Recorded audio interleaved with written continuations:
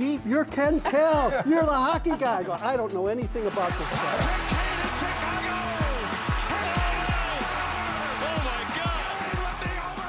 This is The Conversation Line, presented by Fieger Law. Welcome, everybody, to another episode of The Conversation Line, brought to you by Fieger Law. I'm Daniella Bruce, alongside the Red Wings radio play-by-play announcer, Ken Kell, and our special guest today, Red Wings goaltender, Cam Talbot. Cam, thank you so much for joining us. I know we're coming off of a late night last night, so we appreciate you being here with us. Thanks for having me. We're going to go way back with you, okay? We'll get to talking about the Red Wings and everything you're doing now in your career, but we're going to start all the way from the beginning. You grew up in Caledonia, Ontario? Caledonia, yep. Yeah, just outside of Hamilton, right? Yeah. So talk about young Cam and growing up in Caledonia. Oh, man. Small town, not a lot going on for the most part. It was one of those towns where, you get home from school, throw your backpack on the ground, go run around with all your friends, and you knew, like, once the street lights came on and it was getting dark out, you knew you had to be home or else you were getting the wooden spoon. So it's just, one of those things where small town, like I said, everyone looks out for everyone's kids and everyone kind of knows everyone around. So it's a nice little community to grow up in, and still have a lot of great friends back there. It's a beautiful area because they do have a lot of parks there that you could play baseball if you were a baseball player, or even play hockey, right? Yeah. I grew up playing baseball and soccer every summer. A couple of my friends had outdoor rinks and stuff like that in the winter time. So it was nice which is actually where I started skating, because I didn't start playing hockey until I was about 7 or 8, and all my buddies started playing, typical Canadians, like 3-4 years old. So I started, I grew up on outdoor rinks playing with them, and just got into it from there. Do you have any siblings? I do. I have a younger sister. She's 2 years younger. Oh, did she start getting into hockey and sports and all that too, because older brother did? No, she tried soccer a little bit. We were on the same team a couple of years. Can't say I passed her all that much, much to my parents' dismay. But no, she's smarter than me. So she's a registered nurse now. So there you go. Yeah, so, she went the school route. It's all about balance in families, right? Yes. You get the smart one, the athletic one, right? So Cam, when you first started playing hockey, did you always want to be a goaltender? I always gravitated towards goalies. I think because of the equipment and the helmet. I think the helmet is just like one of the coolest things in sports. It's the only position where you actually get to personalize something like that. So I always kind of gravitated towards that. I love Felix Potvin in Toronto, just because of his mask and his pads. But Patrick Waugh was always my favorite goalie. But I think because I started so late in hockey, and I couldn't really, skate as well as the other kids when I was coming in. So it was still around that age where you were like, the pads were rotating. Every kid was getting the turn in net. And, one kid didn't want to play net or was throwing a fit. I'm like, I'll put the pads on again. Kid just kept in, Cam, you want to play again for my turn? And I just ended up in net pretty much every game. And then never really got out of it from there. Well, it's quite the expense though, isn't it? It is a little expensive. Did your parents say like, well, maybe Cam, maybe you should play forward position or defense? No, they never tried to push me one way or another. But again, Caledonia Minor Hockey, they supplied the pads until I think you were about 10 years old. But it was the same pair of pads that rotated through the same age group. So if you were like the third game that day, pads weren't what they are now. They had like the fabric on the inside and they're like heavy leather. And so it would just absorb all the water. So if you're the third game, those pads are 10 pounds each on like an 8-year-old's legs. Like once you go down, it was tough to get back up. It was sweaty and heavy. That's what they were when you were kids. You mentioned Patrick Waugh being your favorite goalie. Have you ever told him that? I mean, now that you've played him 3 times already this season as the Islanders head coach, do you ever get to interact with him? No, I've never actually had an interaction with Really? him. When he coached Colorado back in when I was first in the league, I was like, oh man, I want to get like an autograph or something like that. And I never found the time to ask him. So I was like, oh man, I really missed my chance when he left and went back to junior. But last year when he came back to the Islanders, I worked up the courage and asked someone to go take one of my sticks over to him and get it signed when I was in LA. So I do have an autograph stick that's down in my basement now. There you go. So you chose to go the college route. You played your college at Alabama, Huntsville. What was the decision that went through your mind to play college hockey? I mean, again, coming from small town, hardworking parents, anytime you're offered a full scholarship, it's really tough to turn down. So I was 18 years old. I started going to college in Canada. Didn't think my playing career was really going to go anywhere. So I'm like, I'm not going to delay my post-secondary education and wait it out until I'm 21 before I start school. So I'm like, I'm just going to start. And had a decent start to the year that year. And Alabama came in with, like I said, a full scholarship offer. They had a goalie either decommit or get injured or something like that, and they needed a goalie pretty much right away. So that was tough to say no to. And like I said, it was one of those things where I saw how expensive going to college and stuff was in Canada. I was putting myself through school working at the steel mill that my dad worked at for 39 years. So I would do that in the summer just to pay for my school and my books and all that kind of stuff. So when you get that opportunity, it didn't matter where it was at, even though I didn't even know Alabama had a Division I program. It was one of those things you just, like I said, couldn't say no to, and I jumped at the opportunity. You know, I'm kind of glad you said that you didn't know they had a program, because when I'm reading up on you and I'm thinking Alabama Huntsville, that can't be known for their hockey program, right? But when you get there, what was the atmosphere like there? Because college hockey has a very unique atmosphere. It was better than you'd expect, to be quite honest. Yeah. And once I started to do my research into it after the offer, I looked back and, they had won a couple national championships in Division II before moving up to Division I, and they had won the conference championship the year before I got there. So they were actually a pretty good program. The support was actually there. Huntsville is actually a really beautiful city. There's lots of alumni and stuff there that put money back into the program. So we actually had quite a good following. And, I definitely look back on it now, and it was one of those things that I can't imagine not spending my 3 years there. I spent a lot of time at the University of Michigan with their program with Red Berenson. He always said, college is the best time in anybody's life. And was it the best time of your life, one of the best times when you played college hockey? And what memories do you have playing at Alabama Huntsville? It definitely was. I mean, I wouldn't, like I said, trade those 3 years for anything. We had such a great group of guys. We were so tight-knit. All the guys lived in the same dorms, and there's only 12 rooms, and we occupied 10 of them. So it was one of those things. It was just basically the hockey house. And, you come home from practice and you either go to, classes with your teammates and stuff like that. If you needed an assignment, there's a good chance that an older classman or something like that's already got the assignment in his binder from a couple years before. So I think I can say that now. I might have cheated on a few of those tests and assignments, but okay. But it like that kind of stuff goes a long way. And I mean, we had a lot of fun as a group, that's for sure.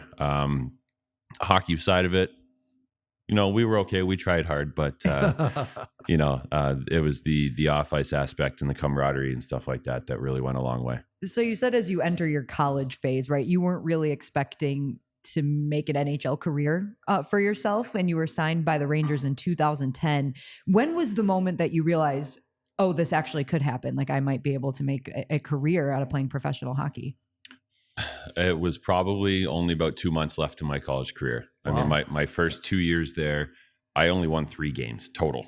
Oh, man. I went, I think 1-10 and then 2-15 my second season. So there wasn't much on the radar as far as post-playing career. So I was fully committed to just, finishing school. I had pretty good grades. And with about, I think it was like maybe the beginning of February, my junior year, my coach called me in and he's like, do you have an agent, an advisor, anything? I was like, never needed one. No one's looking at me. And he's like, well, here's 6 names. People are looking now. So he handed me a list of six NHL certified agents. He's like, if you need any help, I know some of them personally, give them a call, see what they have to say. And let me know if you need any help. So I called them all, ended up choosing the guy that I'm still with, George Bezos, who's steered me right at every step of the way. And again, that's how quickly it happened for me. A month later, we were in our conference tournament. We had no business really winning that one. We won 1-0 in the semifinals and 3-2 in overtime in the finals. Made the NCAA tournament. 2 weeks later, we were playing the number 1 seed in the country. Played a heck of a game against a team like that. I think we're the only team below 500 to make the NCAA tournament, which doesn't happen often.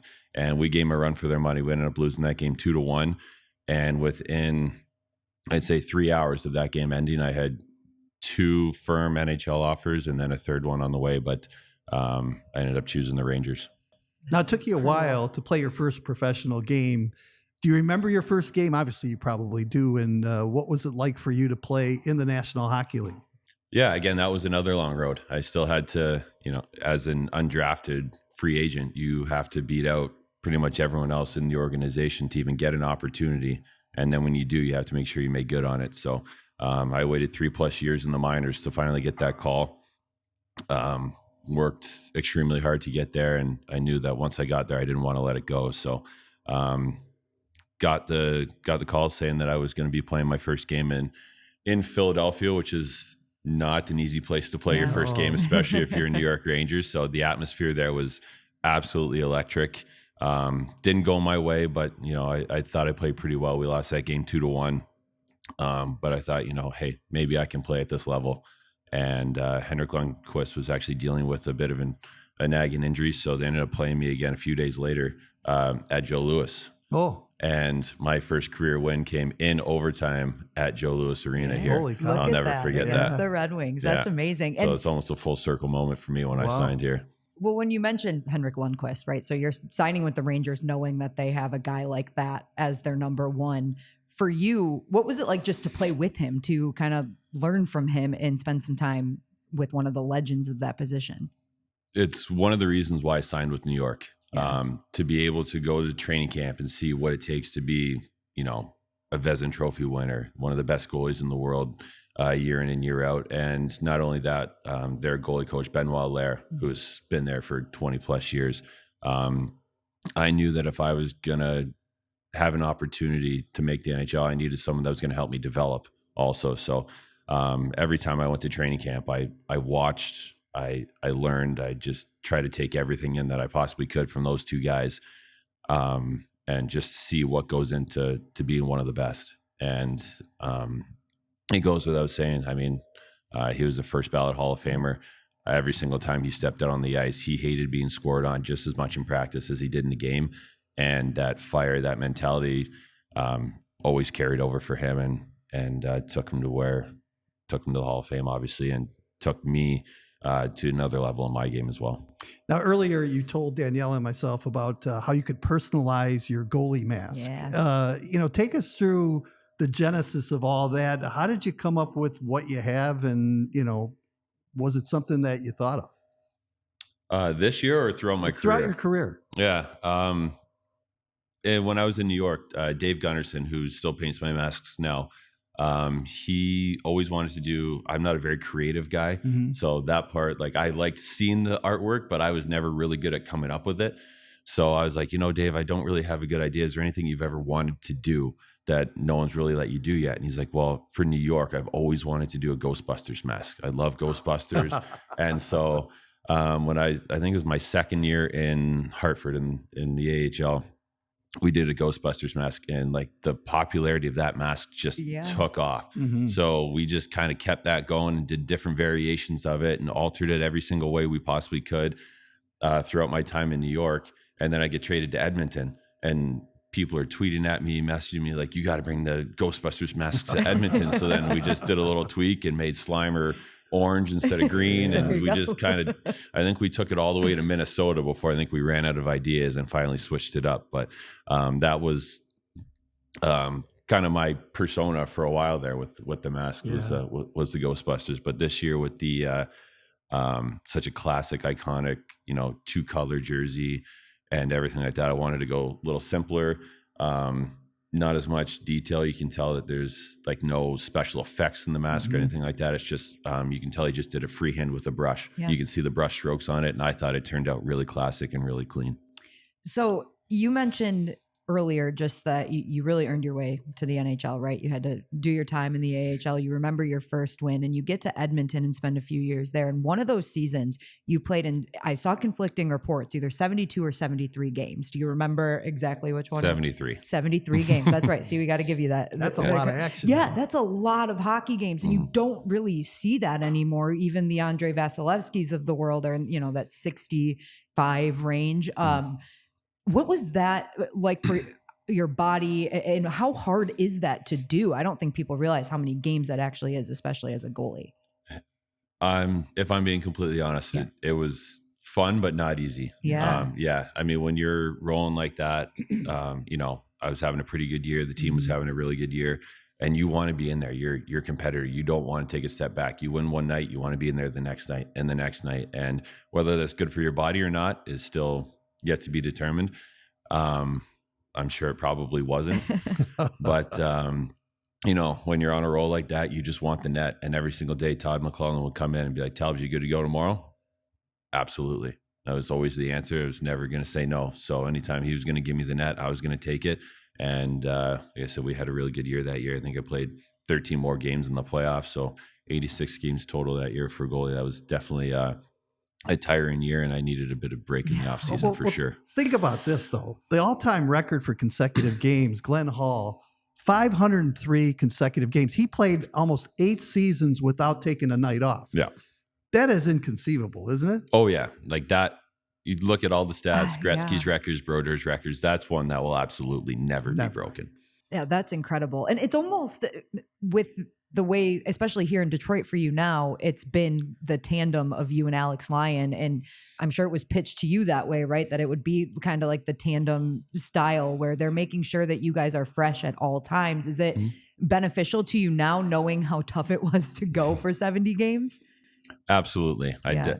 I know now, like even last year I played 54 and that was probably as high as I could go at my age now for sure. When I was 29, when I was playing 73, a little bit easier to do it when you're on the right side of 30.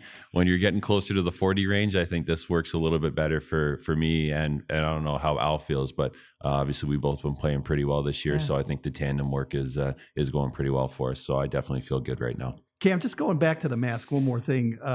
Have you ever looked at the old time videos and start to wonder, say, how did these guys in the 50s and 60s play goal without a mask?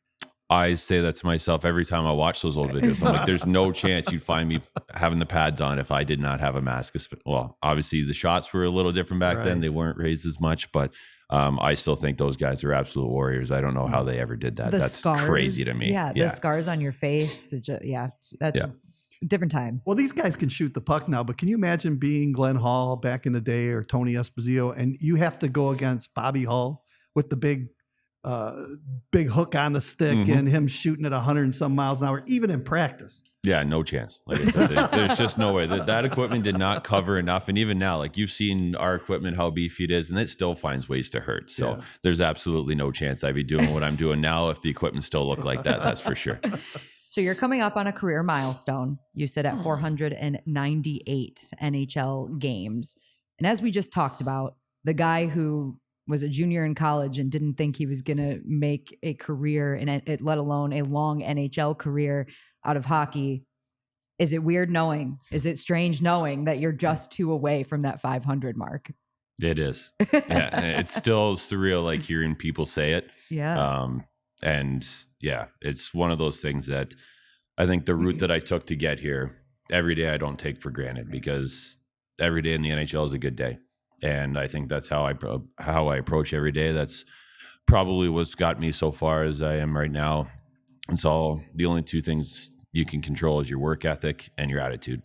And if you got those 2 things aligned, every day you come to work and you just have a good time. So that's how I approach it still at my age. I still love the game. But to see that number's coming up is still just surreal to me as a young kid from a small town. As you know, it's hard to win a game in the National Hockey League, but you hit another milestone, 250 career wins. That's a lot of wins, isn't it? That's another number that, again, is still inconceivable to me. I think when I look back on my career, I will better appreciate these milestones looking back. Right now, I'm just in the moment trying to play and get ready for the next game. But I still can't believe, like you said, the 250 wins. That's a lot of wins. And I think one of my buddies sent it to me. I think I'm tied with like Johnny Bower on the all-time wins list, which again doesn't fully compute in my mind, because like there's just so many iconic names on that list that are just ahead of me, and it's still surreal. So while we're talking about a little bit of your personal accomplishments, the Four Nations tournament is coming up, and your name has been tossed around as being on the Team Canada roster. And with something like that, when you get to represent your country for something like that, how honored would you be, especially at this stage in your career, to be a member of that team? Just to even be mentioned in that breath is an honor in itself. Let's be honest. I mean, there's so many good goalies, and you just, anytime you put yourself in the situation or the conversation, it means a lot. But to be named to that team would be, it's tough to put into words. It'd be an unbelievable honor. It'd be extremely humbling. I was lucky enough to represent Canada at the World Championships in 2016, but a best on best tournament like this would be a different animal. And if I am lucky enough to be named on that team in any sort of capacity, starter, backup, practice goalie, whatever, I mean, that's just an unbelievable opportunity. And you get to wear that Canada crest with pride, and that means something. I think the fans would enjoy this tournament more than the regular All-Star game, the way it's been going. So it's going to be exciting. An exciting 2 weeks of hockey, isn't it? Do you guys look at it that way, on just the excitement around the tournament that fans are seeing? I know it seems strange to play another tournament in the middle of the NHL season, but is it as exciting for you? I think so. Yeah. I think anytime, like you said, we haven't had a best on best tournament in so long now that I think guys that will gladly give up the week on the beach or something like that to represent their countries. So I think this is going to be a special tournament leading into, an Olympic year next year. So guys have been looking forward to this for a long time, and I think it's going to be really fun. There's a lot of diversity in that Red Wing locker room too. I mean, you got Swedes, you got some, Canadians, Americans, what have you. Is there going to be some bragging rights, you think, after the tournament going on, or what? Well, I'm sure there will be. Yeah, we'll see. I keep thinking about how upset Mo is that he won't be able to play because Germany's not in the tournament. And Marco Kasper, Austrian, they won't be able to even be considered for that. But it's pretty cool to see the Four Nations coming together. Absolutely. Before we end this, Cam, I feel like we wouldn't be getting to know you if we didn't talk about your family, because you are family guy. If you look at your social media, your kids, your wife, everywhere, you have twins, 8 years old, a boy and a girl. You were just telling us how you're up at 7 a.m. getting to your son's hockey games. Tell us about the dad life, the dad side of Cam. I mean, that's the best part. Let's be honest. When we had the kids, I didn't know how much longer I'd be playing. At some points throughout my career, I've been written off, and I just kept telling myself I want to play long enough for my kids to know how cool it was that dad was in the NHL. And I think that they're finally getting to that age, which is really special to see in their eyes whenever they come to games and stuff like that. But it's the home life that makes it worth it. Like I said the other night after the Bruins game, I can't shut it off, and I go to bed really late, but nothing makes me happier than waking up at 7 a.m. to take my son to his game at 8 o'clock in the morning. So my daughter comes along. She's a little rink rat too. She doesn't really get a chance, but love going to see her in her gymnastics and stuff like that as well. So the dad side of me is definitely the best side of me, and a hockey player secondary for sure.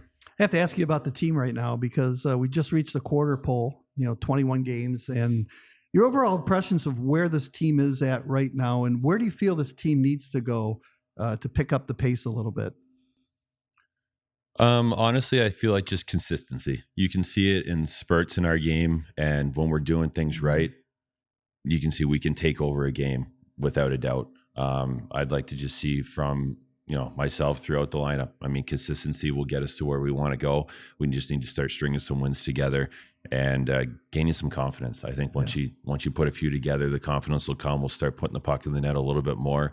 We've been good defensively, keeping shots to the outside, clearing rebounds and stuff like that. But once we start putting the puck in the net a little bit more, gaining that confidence, and playing with a little bit more swagger that I know that we can have, we're going to turn this thing around. Well, Cam, we appreciate your time today very much. It's been exciting to watch you and great to learn more about you. Thank you for joining us. Thanks for having me, guys.